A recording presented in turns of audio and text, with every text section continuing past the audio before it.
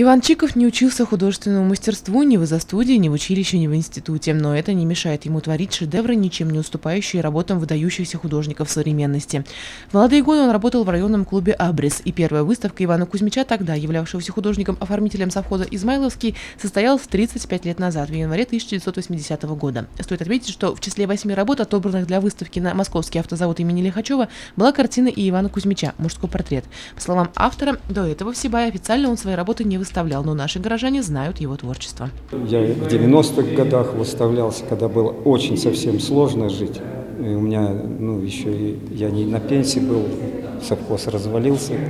И получалось так, что вот я выживал даже картинами. И приезжал, на улицах стоял, меня брали.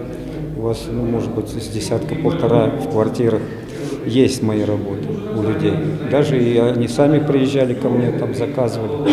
Мастерская неплохая была. Вот увидят этюды, а потом я им писал.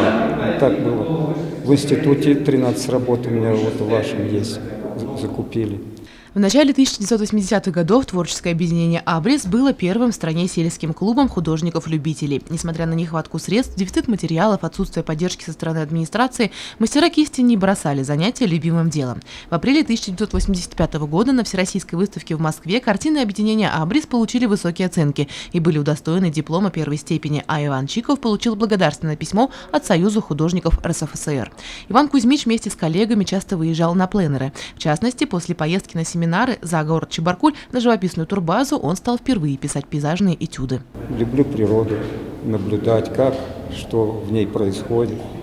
Какие-то моменты такие загадочные, допустим, бывают. И вот хочется поймать все. Вот так вот работаю. Семья, все у меня. Держу скотинку. Крестьянин, короче.